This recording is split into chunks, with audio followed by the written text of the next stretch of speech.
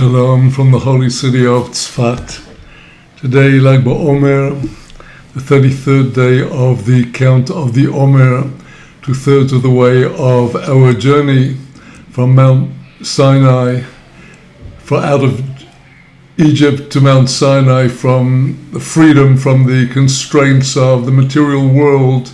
And remember, slaves can be walking around in business suits and ties. They can be living in celebrities' mansions. They can be in the top offices and all kinds of walks that are absolute slaves.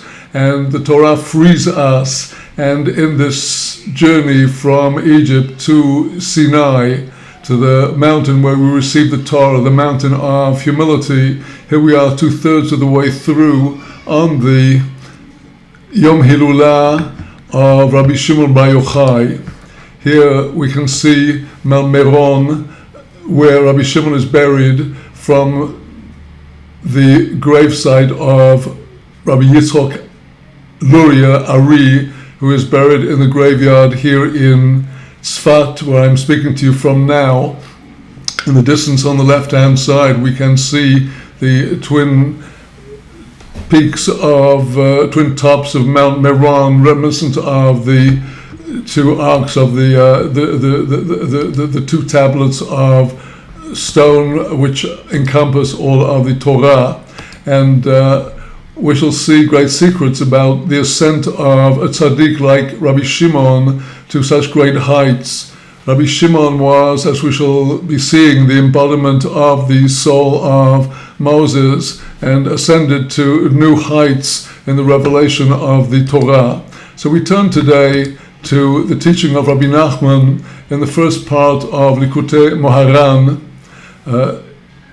Volume 1, Lesson 13, here the Shofar blast, which is based upon the verse in the Psalms, the verse declaring the greatness of the people of Israel. Happy are the people that know the teruah, that know the blast of the Shofar of Rosh Hashanah. Happy are the people that know the Shofar blast, this joyful blast. O Lord Hashem, in the light of your countenance will they go. In your name shall they rejoice all of the day, and in your righteousness shall they ascend. Here on this day of great ascent, it is my hope, God willing, that we shall look at the entire teaching of Rabbi Nachman that is based upon this verse, which is found in Likutey Moharan, Part 1, Lesson 13, on this very verse. And so with no further ado, let us enter into the text, and we shall have, God willing, illustrations of the course of this. And the essential essence of the teaching is laid out in these principles here, that Rabbi Nachman is teaching us that we must break the idolatry of wealth, and only then will the Torah of Mashiach, the future Torah, the highest level of the mystical level of the Torah, will be revealed. And we shall have an amazing teaching about how the Torah is, as it were, the eye of God. And the nearer we are to the Torah, the nearer we are under his watchful providence. And the Torah brings us to da'at, divine understanding. And when we have da'at, it is as if we are building the temple. Well, now to ascend to da'at, we need the guidance of the true sage. That is the embodiment of Moshe in each generation. And the true sage has two skills, and these two skills are alluded to in the two letters Shin that are embossed on either side of the tefillin that the Jewish male wears on weekdays on his head. On either side of the capsule of the head, the four compartments is pulled out of the leather and embossed letter Shin. The one on the left-hand side is with four heads, and the one on the right-hand side of the wearer, three. Here we see the leathers in their initial stages of working, where already out of the raw leather, the capsules of the head are being pulled out for being refined and worked until finally the finished product, chiseled and painted, is presented in the tefillin of the head, as worn by every righteous, God-fearing, Torah-observant Jew. So with no further ado, let us now turn to Rabbi Nachman's teaching on this verse we've seen in the Psalms. Happy the people that know the Teruah. In order to draw down complete hashgacha, that is to say complete providence over ourselves, it's impossible to do except when we will break the lust for wealth. And the way it's broken is by our making our proper share, giving our proper share of tzedakah, a portion of our wealth dedicated to God's commandment to sustain those who are in need spiritually and physically. And indeed it was Reb Nachman's view that Tavat Mammon, the lust for wealth, is really the essential source of all the idolatry in the contemporary world. We do see it now. We see how the world is reeling with the inflation and the collapse of banks, the disruption of the financial system.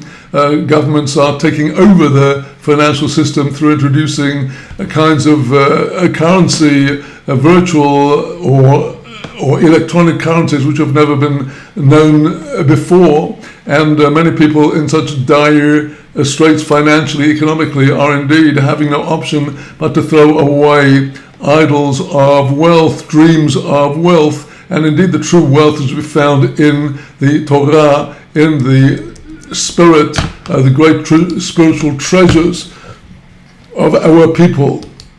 So in order to draw down God's providence over ourselves, we can only do it by first breaking the lust for wealth in ourselves particularly, and as far as we can in those around us, through giving of tzedakah.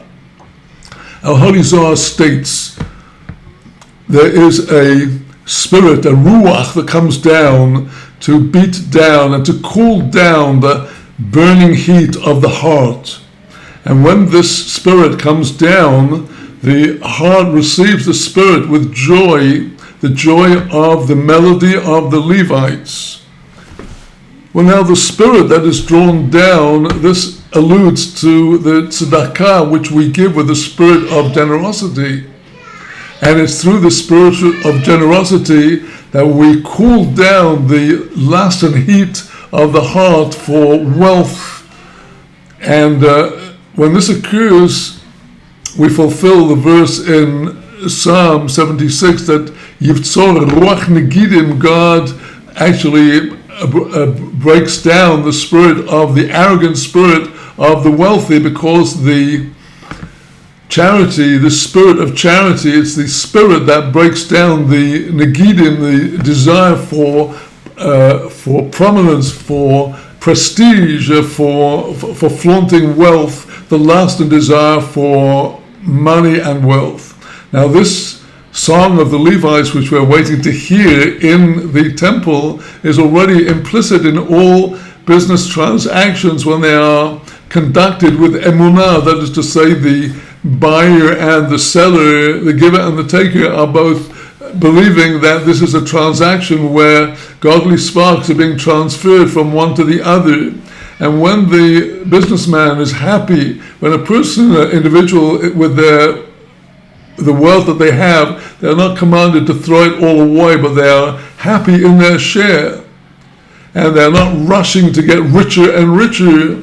So here, through the Masa Umatan Be'emunah, the giving and taking in business in a state of emunah, with honesty, with truth, all of this is the melody, God's melody being played out by the participants in these transactions, as it's written in the case of the Levites in the Psalms, where you can take up your song and give forth the sound of the drum.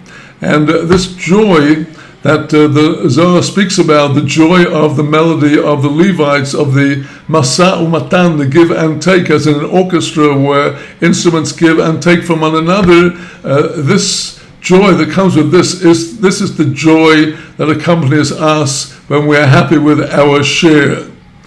And all of this is an offering to God. It's incense. When we are able to take the heat in our hearts and join it with the Spirit coming down from above, the generous Spirit brought down from our souls, and this is an incense that causes the heart to rejoice, as in the verse in Proverbs, the incense gives joy to the heart. The heart is lifted by the fragrance that comes out of these transactions in a state of faith and joy, and all of these put incense in the nostrils of God, as it were, of the Levites. Moses blesses the tribe that the Kohanim, the priests from the tribe of Levi, will put incense in God's nostril, as it were. Now the word nostril here in Hebrew in the text is be'apecho, in your af, your nose. Well, now af in Hebrew signifies, in the Hebrew of the Bible, af, anger.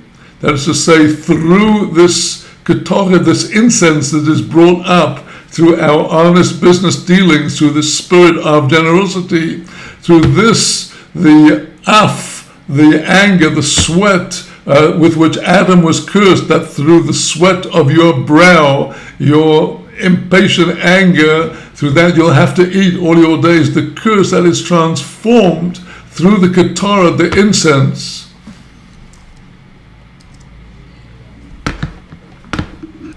So here we have the concept of the revelation of Mashiach, because when we are able to nullify the desire for money, the desire for wealth, on that day, as Isaiah writes, chapter 2, verse 20, signifying the times of Moshiach, on that day people will throw away their idols of silver and their idols of gold.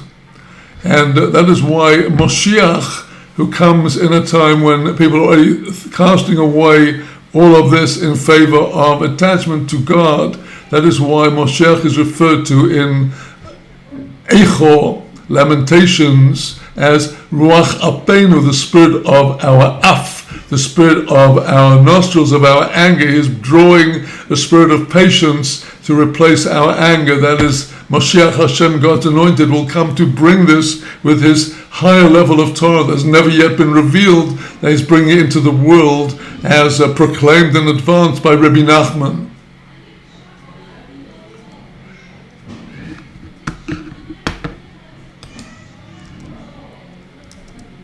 For all the time that this idolatry of wealth exists in the world, and we have in Rabbi Nachman's concluding story in one but last of the 13 Sipurei Maisios, an evocation of a world overtaken by this idolatry of wealth. See there the story of the Master of Prayer, the 12th of these 13 stories, which is brought partly in the Essential Rabbi Nachman, to be found online on azamra.org.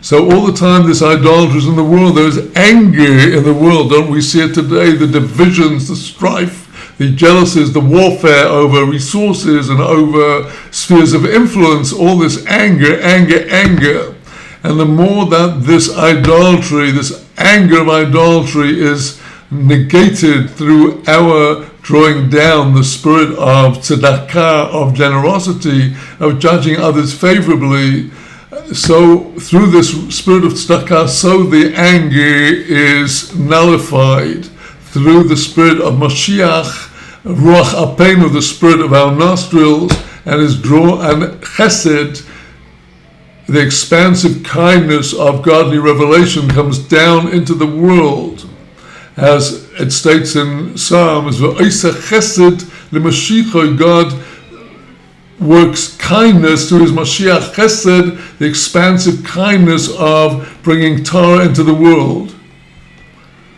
When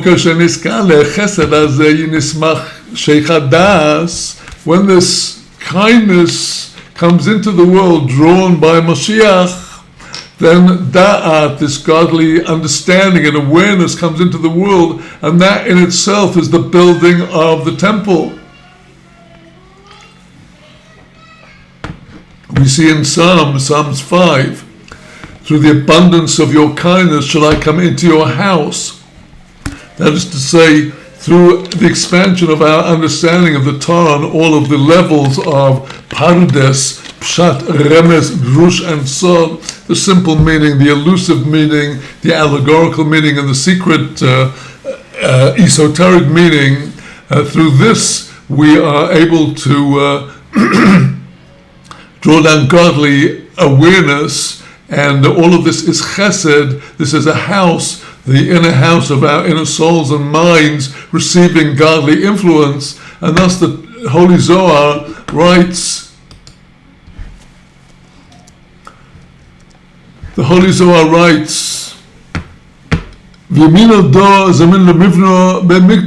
this right hand of kindness is going to build the holy temple, because da'at, the godly understanding that, as we shall see, is drawn down into the world by the tzaddik of the stature of Rabbi Shimon Bar Yochai, Baal Shem Tov, Rabbi Nachman on the stature of Moses.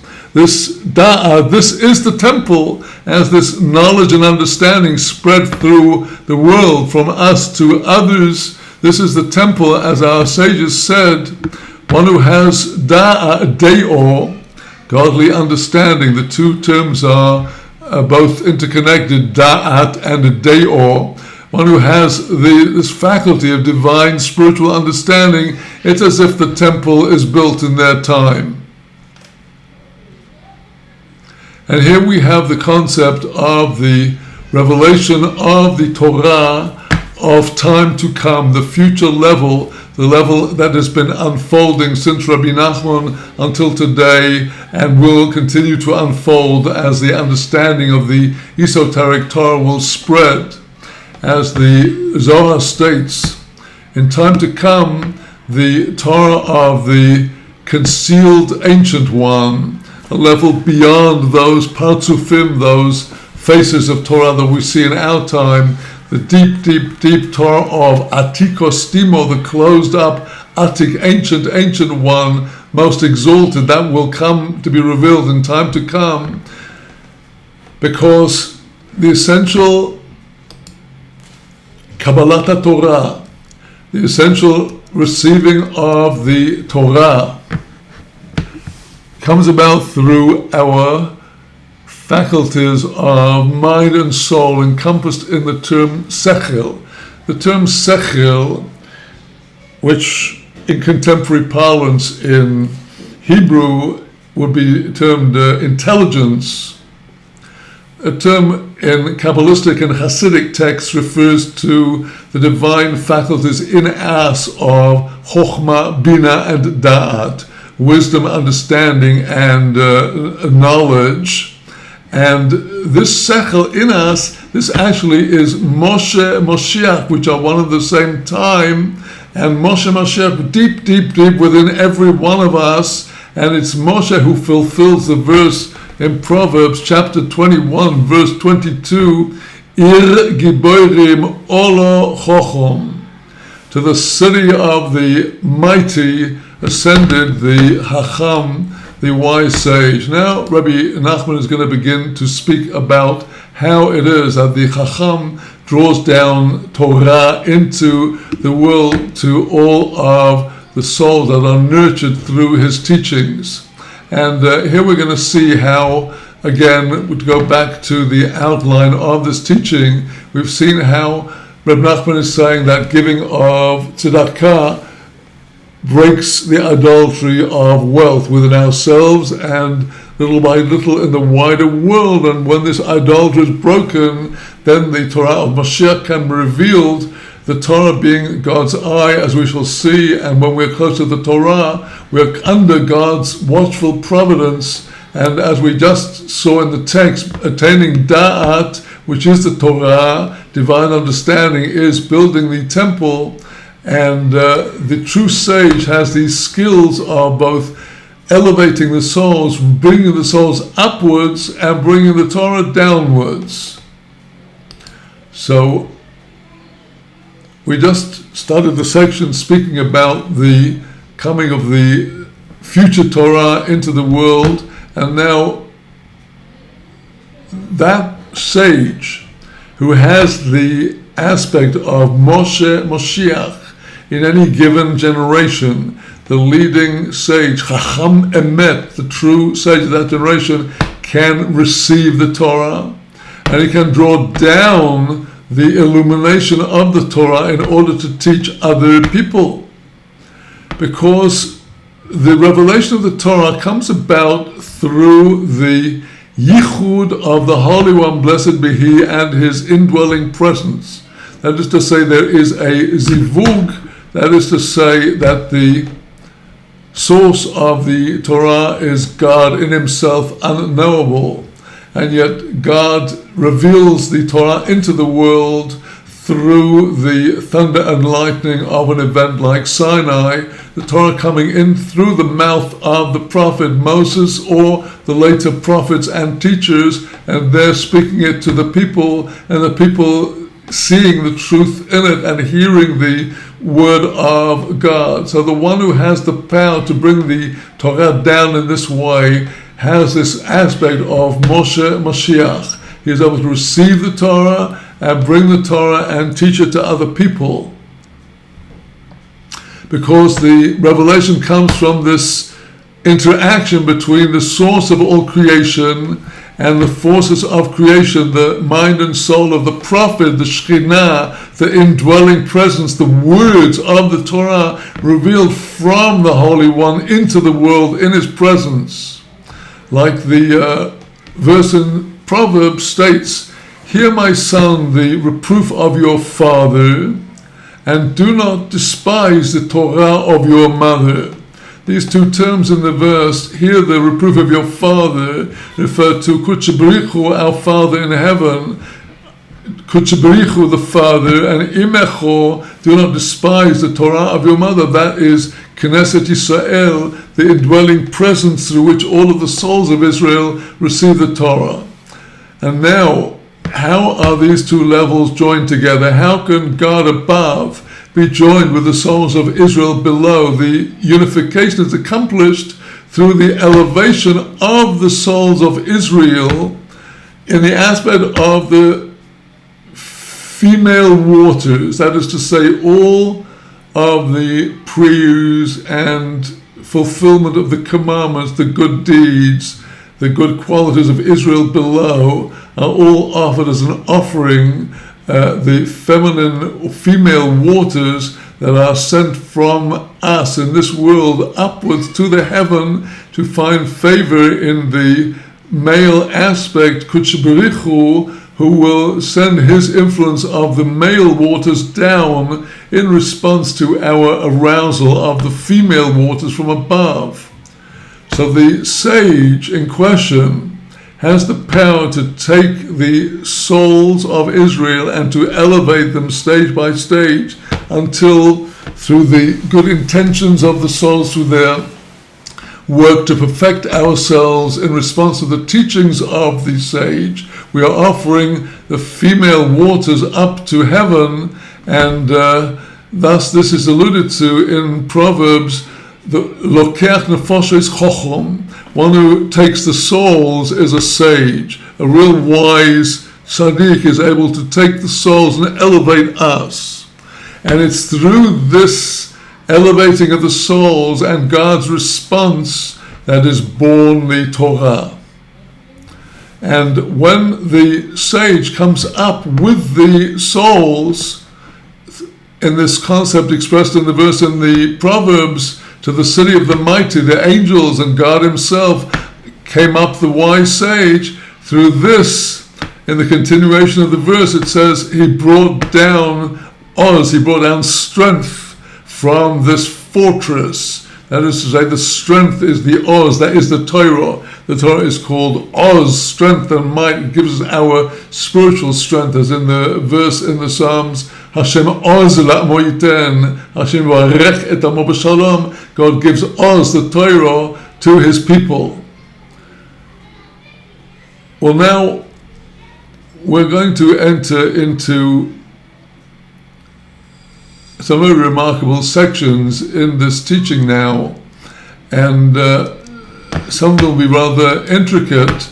We're now going to enter into a section in which Rabbi Nachman explains how the souls on its different levels are elevated stage by stage. And as a background of the coming section, let us understand some of the concepts in the vision in Ezekiel chapter 1 of the Merkavah, where he sees the levels of the divine chariot, as it were, governing the universe.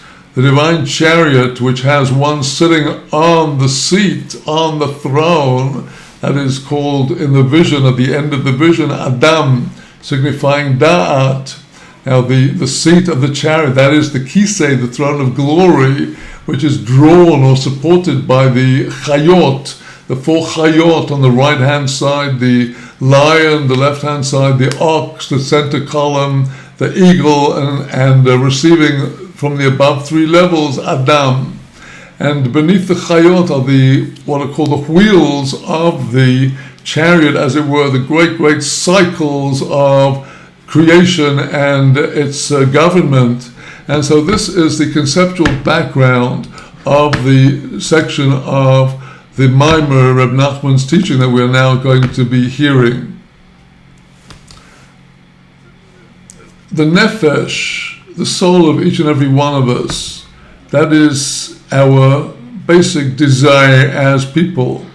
Now, everybody who comes to the sage of the generation, each one comes with some deep desire to connect with God. And the tzaddik takes all of the collective desires of all of the people, and through his ability to mobilize prior to his teachings, he is chanting with the people, they are praying together, he is counseling them stage by stage. He lifts all of the people, all desiring God, they need to know how to do it. He lifts them all up, and then afterwards he brings down the Oz, the Torah, from the stronghold. And this concept is in the vision of Ezekiel, alluded to by the Chayot, as it were, the lion, the ox, the eagle, the Adam. They're pulling the chariot. They are running forth and coming back, up and down, up and down. So the up motion of the Chayot signifies the ascent of the nefashot, of the souls, of the people. And when the Chayot come back, they're running out to beyond, to infinity, to God. They're coming back into their being the angels they were created to be. And so when they come back, that signifies how the sage brings the soul back with his new teachings of Torah to nourish the souls.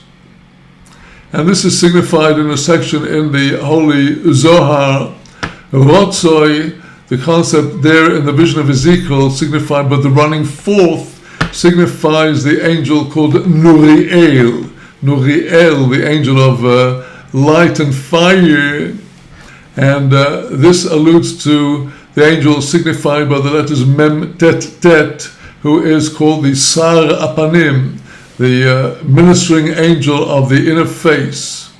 And Nuriel, this angel is a nur daluk, a blazing furnace through the heat of the lust for wealth, whereas the face of Shov, signifying Memtestes, is the minister of the face of God. This comes down to cool the fire, and this angel Memtestes is related to the name of Moshe, and Moshe, who signifies also Mashiach. This is the spirit that comes down through the descent of the souls after their ascent, and Melech Moshiach is the spirit of our nostrils, through which, through Memtestes, through the Sahapanim, the raging heat of the desire for wealth is cooled down. And thus the very word shekocho, as we say in the verse, Ashrei ha'am shekocho loi, happy is the people that this is they are like them, like Israel. The same word appears in Megillas Esther, when after Vashti was taken out and executed, the anger of the king was calmed down. So this Hebrew word shechocho, happy are the people that this is our heritage, has the same gematria shekocho 345 as Moshe 345, because it is Moshe, the influence of this divine knowledge and understanding, that cools down these worship of these idols of silver and gold. So the Ratzoi, to sum up, the Ratzor is the Ratzon, the running forth of the angels in the Merkavah, signifies the running out of the soul to a higher level, and Veshav, when the angels come back into themselves, signifies Moses coming back having received the new Torah to nourish these souls. And now we're going to come into one of the most beautiful and intriguing parts of this teaching, where Rabbi Nachman is going to explain how it is that the Torah is, as it were, the eye of God. And many of us are accustomed to seeing the faculty of vision as one in which the eye plays a primarily passive part, as we are taught in elementary human physiology and biology, that the light is basically a receiver of light coming in from the outside, and according to the light that comes in on the screen, so messages going to the brain to interpret the scene before our eyes.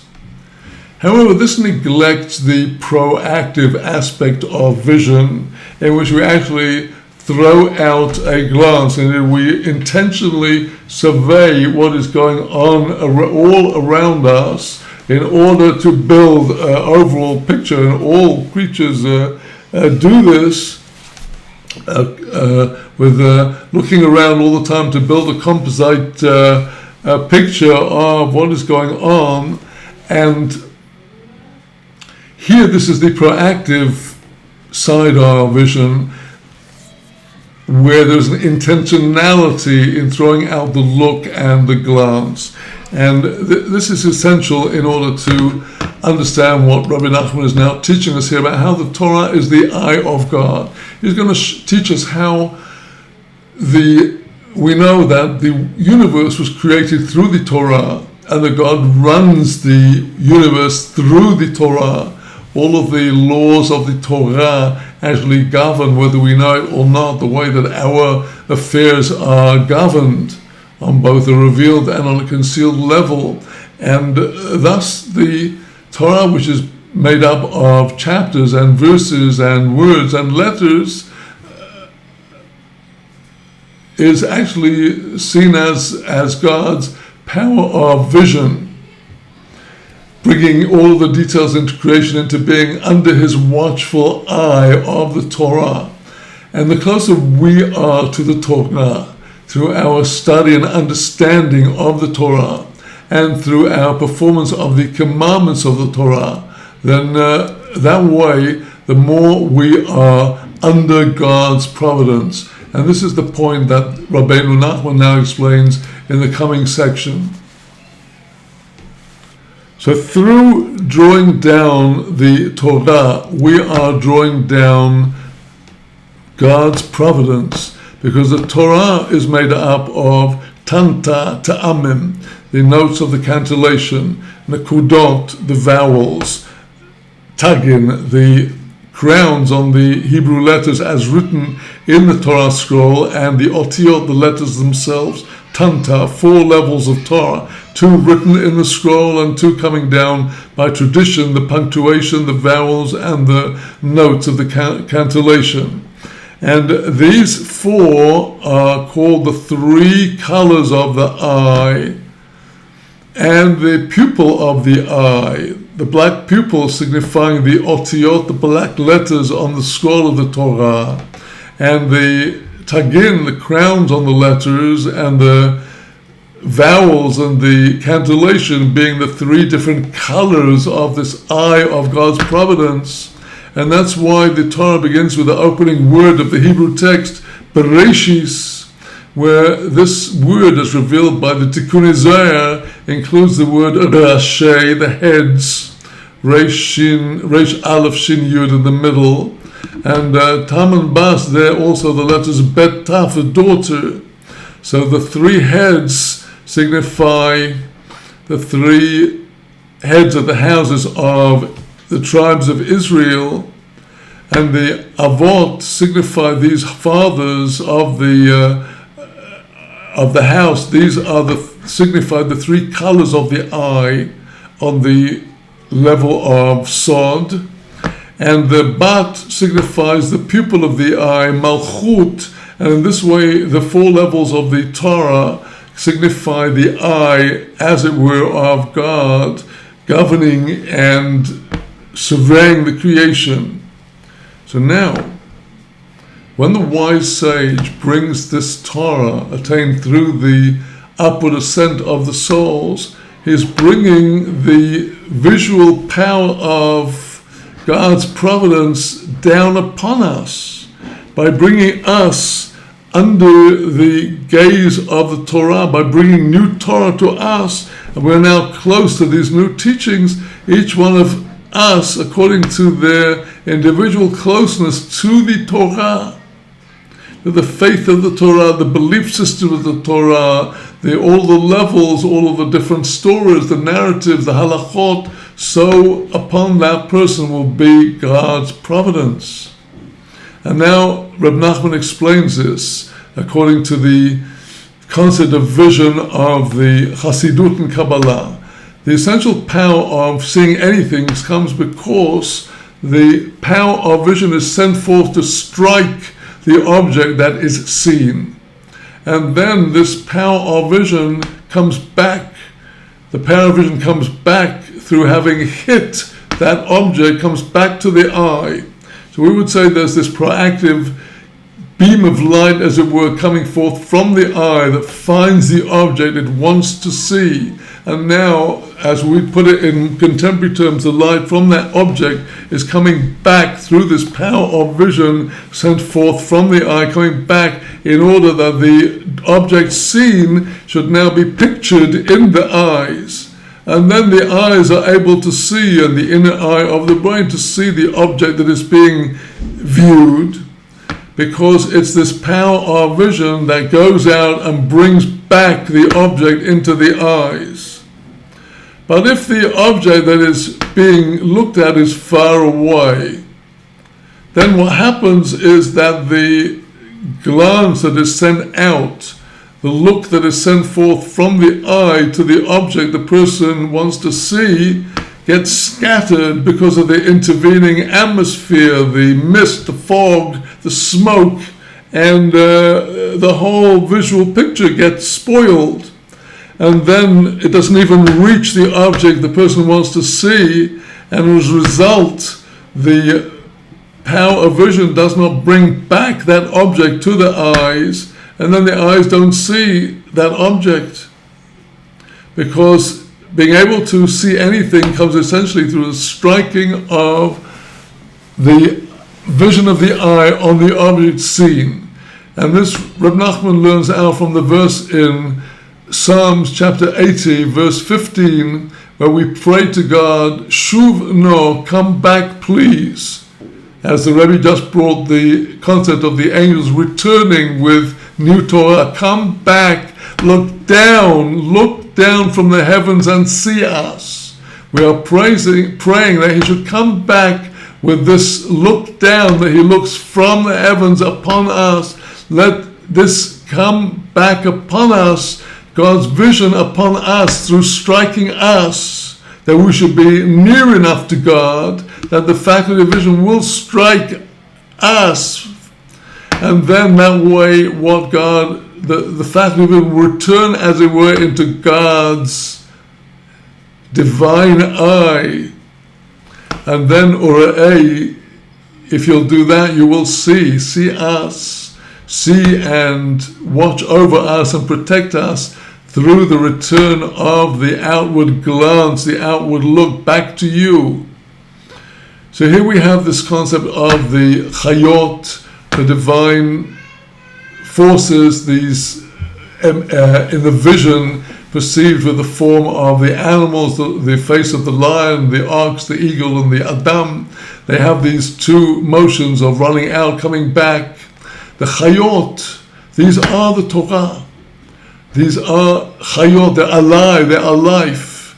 And they are running out. And when we're looking at the Merkava as God's government of the universe, so the actual Torah itself, these are the chayot that are running forth down from heaven, from the Torah, down upon us, from above, down below, and then they come back, according to Ezekiel's vision, Ratzov Hashav, they come back. That's to say that through God's vision striking us, the vision striking the object perceived, then it is returned to the eyes, in this case the eyes of God. It's perceived and pictured in the eyes, because the eyes are like the visual faculty of the brain is like a shining mirror, a completely clear, polished mirror that then whatever is standing before it will be seen through the return of the faculty of vision sent out by the glance and brought back into the eye. And when we are close to the Torah, we are close to God's vision. And through this, God's vision returns back into God's eyes. And we are seen and pictured in His eyes. However, the nations of the world, because they are far from the Torah, they're also far from God's individual providence. Of course, God watches over and has ultimate power over everything.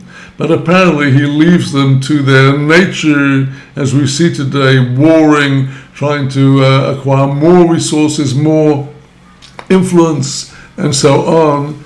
And because they are far from the Torah, from the wisdom of the Torah, from the fulfillment of the Torah, God's providence does not reach them in this manner of actually heading them. And therefore, he only half watches over them, in the aspect of Ratzor, that he sees everything, all goes up to him, but doesn't come back upon them, whereas by Israel, who are close to the Torah, God's providence is complete.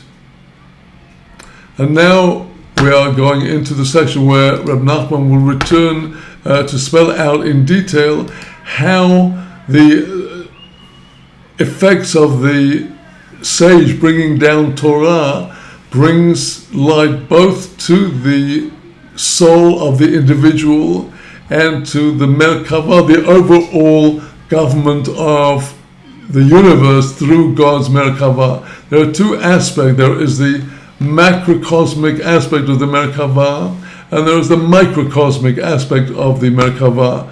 And in the coming section, Reb Nachman is going to speak about both of these levels. Let us now then see how this ascent of the sage and his return with Torah, all of this brings about the repair of the upper Merkava, the heavenly Merkava of God's providence over creation, and the Merkavto Tator, the lower Merkava, his special providence over Israel and over each one of us in our soul. And through the sage who takes the souls, ascends with them, and brings down Torah, that way the two Merkavot are repaired. So now we're going to go through firstly the individual soul. What are the four faces of the chayot as seen by Ezekiel, referring to in our souls and psychology? There are four chayot in the nefesh, the soul of the individual, in the kiseh, the throne of the soul of the individual, and there's one sitting on that throne. Now, of the four chayot of the individual, Aryeh in the soul is the aspect embodied in the verse in Song of Songs, Orisi Moire Mebusame. I've gathered in my myrrh with my sense. Orisi is a Hebrew term referring to the gathering in of produce of some kind, such as figs, and in this case the myrrh, and it is signifying, Reb Nachman is pointing to a relationship between the root of Oire, Aleph, Reish, Yud, which is a root also signifying light, with the face of the Aryeh, where the Hebrew letters, the word Aryeh, have these letters Aleph, Reish, Yud. So the aspect of the Aryeh in the soul, signified by the mor, is the bitterness. Although in the Song of Songs it refers to myrrh, the Hebrew word mar, bitter, there's a bitterness in the soul. When the individual comes with his or her troubles to the tzaddik, there's this bitterness. But now, like Hannah, who comes to the sanctuary, v'nafsho mora lo, her soul was bitter. And this is a flaw in the soul, a flaw in the person's willpower, the desire. Now, when a person wants something that is lustful, they have a lustful desire, and that is what they want, that is indeed a flaw of the soul. It's bitter to the spiritual soul. But now, when this person comes to the sage of the generation with his soul and all his desires, the sage of the generation takes all of the desires of the people gathered, and he gathers them together one to the other, the good desires, in order to bring them up as above to receive the Torah. And then he also is gathering in all the desires of the souls who have fallen, where people have fallen away from any desire to connect with God. He's got to bring them in too, through the mysteries of his emanations, his songs, his melodies, his teachings, his works, his prayers. So all of this is embodied in this aspect of the Aryeh. Aryeh, I've gathered in the more, the bitterness, I've taken it away.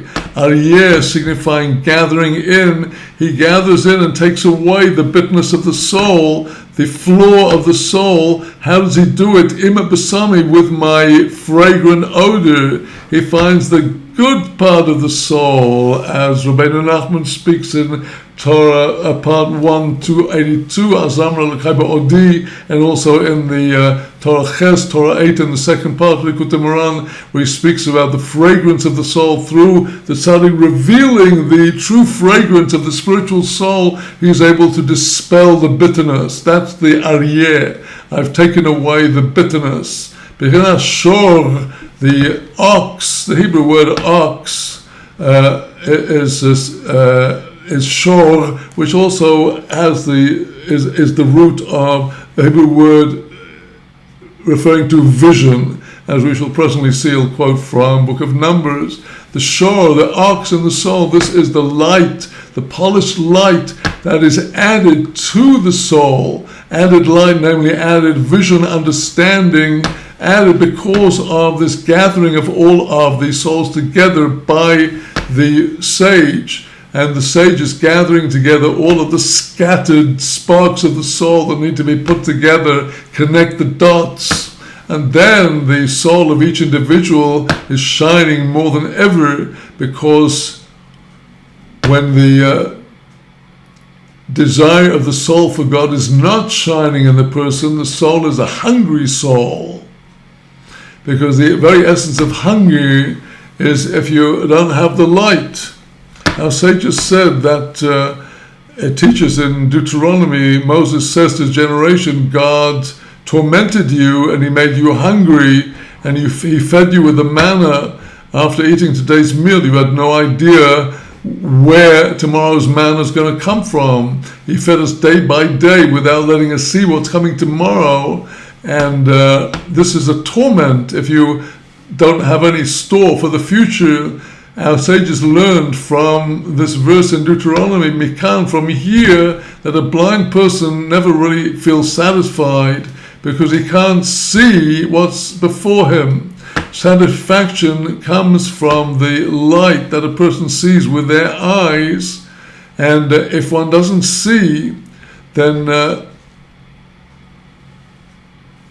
if one does not is one not able to see, then his soul is not fulfilled at all. His desire of his soul, if he has no spiritual sense, that's not fulfilled, because like the verse in Kohelet, Ecclesiastes says, better is what the eye sees before it than running around with the soul searching.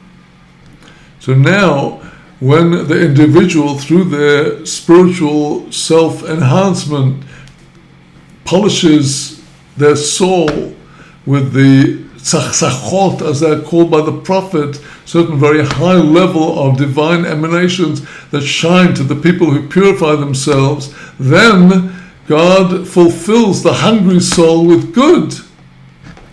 As it states in the prophet, God has satisfied your soul with the tzachachot, these radiant light, spiritual lights, and all of this is encompassed in the concept of what is called the face of the ox, but really alludes to vision, histaklut, this vision which where what the eye sees brings about the journey of the soul. Now the third of the chayot, the third of the four chayot is the nesher.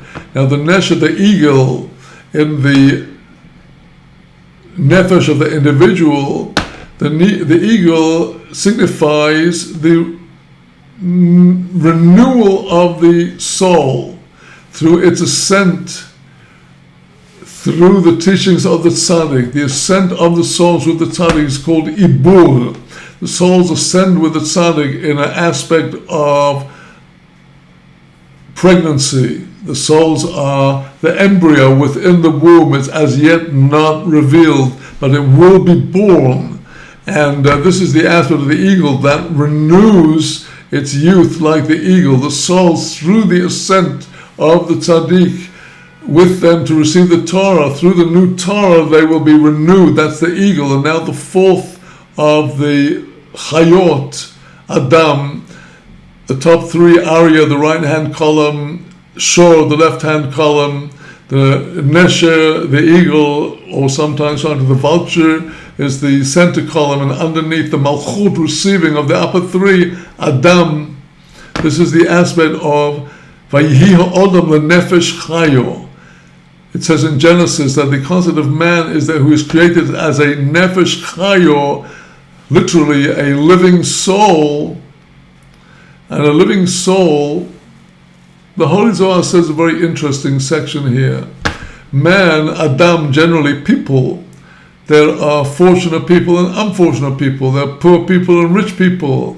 Poor physically, mentally, materially, aesthetically, many different aspects of poverty and many different aspects of wealth and riches. The Holy Zohar says on the verse, let us make God in our form according to our image. Na'aseh Adam b'talmeinu, let us make man in our image. Atir, the wealthy, Kidmusenu, according to our form. This will be the poor people. They're poor and rich, and they ought to get gathered together to make up one whole, joined together. When the souls are gathered together under the countenance of the sage, bringing them up and bringing Torah down, then they become Adam truly. Great souls and small souls all together, part of the great assembly. The poor and the rich all together, unified as one, cooperating and helping. So we've dealt with the level of the chayot. In the vision of Ezekiel, it speaks about the ofanim, a lower level, the wheels, signifying the wheels of the cycles of creation, the wheels of the luminaries, the circuiting of the planets and the stars, the ofanim. These are the bodies. These are the bodies which are being enlivened and animated by the chayot. As we see in the vision of Ezekiel, chapter 1, the ofanim move according to where the chayot want them to move. If the chayot go here, the ofanim go here. If the chayot go there, the ofanim go there. Because all of the activities of the bodies take place only on account of the chayus, the soul, the vitality in the soul, animating the body. Because the soul manifests its behavior and activities in the world through the limbs of the body, and the body has no independent movement except through the powers of the soul, as can be seen if the soul leaves the body and the body is completely dead and helpless. Now, we extend to the next level of Reb Nachman's explanation of the levels of the chariot in the individual soul. We dealt with the chayot and we dealt with the ofanim, and now we come to the seat itself, the seat of the Merkavah, the seat in the case of the soul. This is the soul of the wise sage that is hidden in each one of us. The Hebrew term kiseh has the connotation of being hidden. Actually, when a person sits in a chair, the seat is hidden because the person is sitting on it. And within each one of us is hidden the soul of Moses, as we shall say, hidden, nitkasa, the root of kiseh. Like the verse in Proverbs says, wisdom is more precious than precious jewels. As our sages said, the wisdom of the sage is more precious even than the high priest who goes deep within. Mipnimim, jewels, lifnim v'lifnim, the high priest goes deep within, and yet even more choice and precious is the wisdom of the sage, because the soul of the sage is most precious, and the soul of the sage is hidden within each one of us to the extent that we have the Torah of the sage within us, and even we do not know it. Every Israelite has the soul of Moses within us, because all of the souls are actually garments covering over the inner soul of the sage within us. Now, following upwards in the vision of Ezekiel, we had the wheels, the ofanim, the chayot, the vital forces, the kisei, the throne. Who is sitting on the throne? The ha'adam, hayoshev al kisei, not to be confused with the face of Adam in the chayot, but now ha'adam, ha'yoshev al kisei. There is one Adam sitting on the throne, the form of Adam Ze'er Anpin, Adam Kadmon, and this is within the soul of the sage. Sitting on the soul of the sage is the sage's wisdom, which is putting into us through his Torah, because without wisdom a soul is not good. So now we've just explained the levels, the full levels of the Merkavah as they manifest in the soul of the individual. And now in the coming section we're going to talk about the 4 levels of the Merkavah as they manifest in the Torah itself. So turning back to our text, there are 4 chayot in the Torah itself. The Aryeh, the lion in the Torah, because the Torah, as we've seen, is called Oz, strength and power. And as the prophet says, Shoftim, Judges, chapter 14, Samson, he asked the Horah, Me'az me'ari, what is stronger than a lion? So that's the aspect of the Ari, the Oz, the Aryeh. The whole Torah is called Oz, the lion. Now the shurg, the ox, in the case of the Merkavah, the chariot of the Torah, that is the aspect of, as signified in the verse in Proverbs, Bi sochim yoseru. Through me proclaims the Torah, through me the princes rule. That is to say, the Hebrew word shor, if we take the shin and read it as a sin, the root is the root of sarut, of rule, as in the case of Sarah, who ruled, and Sarah's Aramaic name is Yiska, which also signifies vision, shor, vision, as we've seen. So that is the the power through which princes rule, through their understanding derived from the Torah. The Nesher Torah, the eagle in the Torah, well, the Torah is constantly renewing herself. There's constantly new levels. You and I are constantly finding in our lives new understandings of Torah. And the Torah, as the prophet says, as the Psalms say, Titchadesh kanesha, renew like the eagle. And now the Adam, the aspect of the four Chayot in the Torah, the fourth Adam, that is the aspect of Zois HaTorah Odom. In Book of Numbers, the parasha of Chukas, introducing the mitzvah of the Para Aduma, the red heifer, the Torah says this is the Torah Adam. Now, Adam, the Torah, has severe aspects and lenient aspects corresponding to the poor and the rich. The lenient, the poor, the chamurot, the rich. Now, the throne in the Torah, the throne, the aspect of what is hidden, kiseh, lechasot, to cover, the throne in the Torah, these are things that the Ancient of Days has hidden away under the surface meaning of the words of the Torah. God has hidden the ultimate secrets of creation that will be revealed at the end of time. And as the Zohar explains, they cover themselves over through the outward stories and narratives of the Torah. And now the ultimate level of the Merkavah of the Torah, the one sitting upon the throne, that is Atik Yomen, the Ancient of Days, the source of all of the revelation that comes forth from Adam Kadmon, the Keter of all crowns, Keter Ketarim, as in the vision of Daniel, he sees in chapter 7, Atik Yomen Yosef, it is the Ancient of Days, one above and beyond all time, that was seated. And now the Ofanim, the wheels of the Torah, those are the essential halachot, the details governing our practical lives.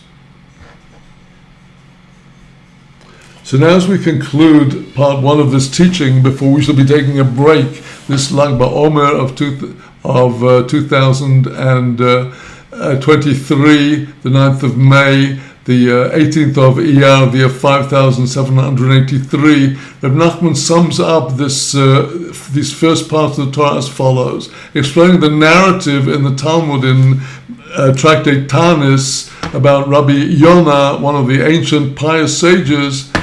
When the world needed rain, he would say, let me go and bring produce for one zuz.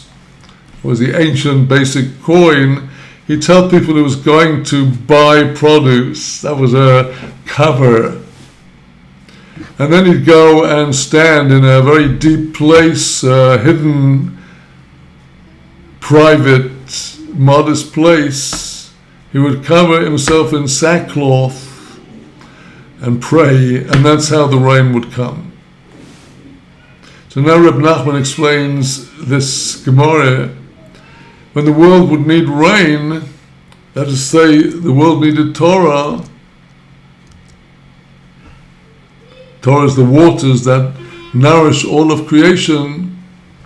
So then, as Moses says in his final address to Israel in Ha'azinu ya'arof kamatan likhi, let my teaching, my reproof come down like the rain.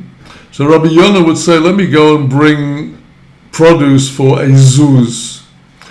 So what was he really saying? Reb Nachman reveals ibur, the word for produce. The word ibur is made up of the Hebrew letters ayin, beis, resh, yud, vov. So ayin, beis, and resh, yud, vov. Ayin, beis signifies the aspect of chesed.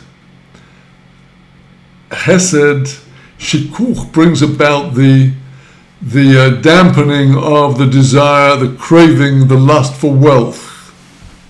Resh Yud Vov, which in Hebrew is 216, which is the gematria of Gevurah, the counterpoint of chesed. This is the aspect of the raging fire, the desire for wealth.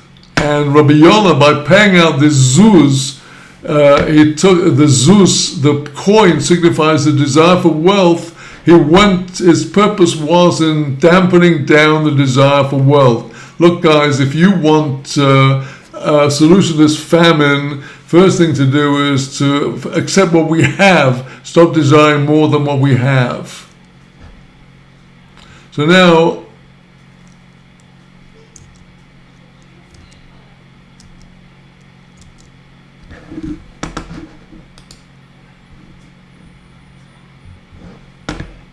Rabbi Nachman continues to explain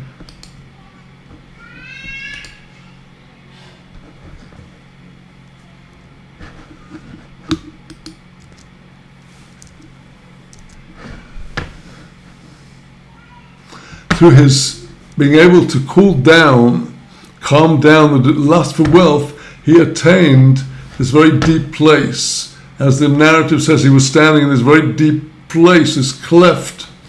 And this deep place is the chesed. Chesed is called a deep place. It's considered to have the aspect of white, the bright light of the sun, which seems to be deeper, more intense than any surrounding shadow. And chesed is the light of day.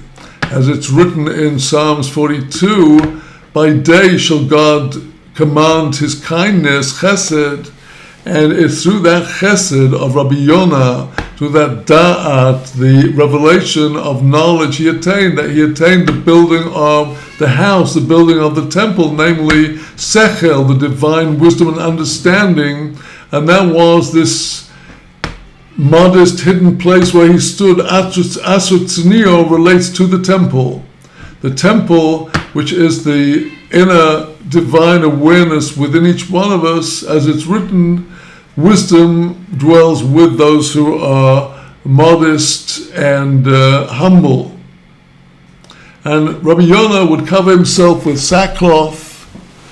That is to say, Reb Nachman explains, this wise sage would actually take up the souls of the people to ascend with them, to bring them up. How is it signified by this clothing of sack? As written in the Proverbs, the one who takes the souls is a sage. All of the souls, they're all called sackcloth. Why? In relation to the sage himself, they're all his clothing. And a very miserable lot, unfortunately, many of us are. We are in tatters, and yet the soul of the sage is clothed within us. So we are the sackcloth within which the sage clothes himself to ascend. And now the souls have been brought up by the sage and now finding great delight through the irrigation of the river of divine influence, as the prophet states in the verse quoted above from Isaiah, that through the Torah, God satisfies your soul with this bright, shining, radiant light. And that would how rain would come in the narrative in the Gemara there, that the Rabbi Yonah would draw down the Torah. As stated in the verse in Proverbs quoted earlier, he brings down the Oz, the Torah, the strength from its stronghold. So,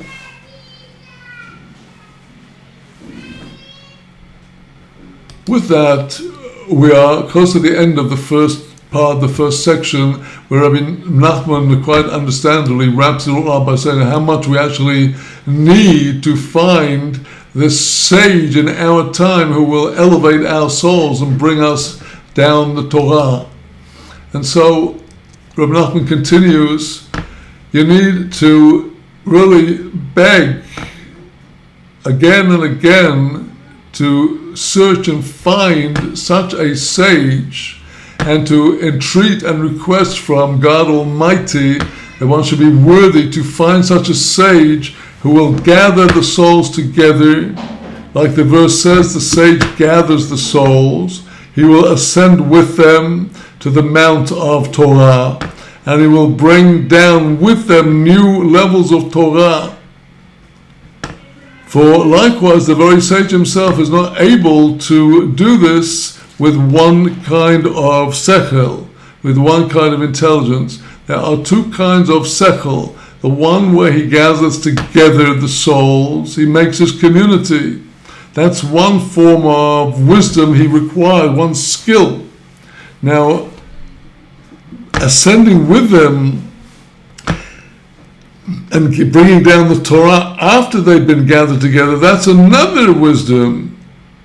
So this is alluded to in the shin of 3 heads and the shin of 4 heads that are embossed on the leather of the tefillin shel Rosh, which signifies the 4 aspects of the eye, the 4 compartments of the tefillin, signifying the 4 aspects of the vision corresponding to the letters, the crowns, the vowels, and the notes of the Torah. And these on the 2 sides of the tefillin, on the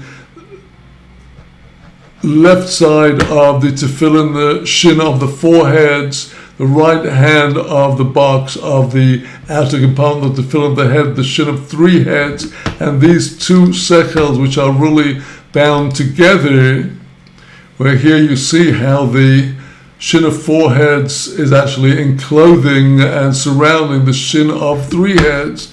With these 2 sechels, these 2 forms of skill, the sage is able to bring the souls up and bring down the Torah to them. And with that, we now conclude part 1 of this teaching. The Zoom session will continue now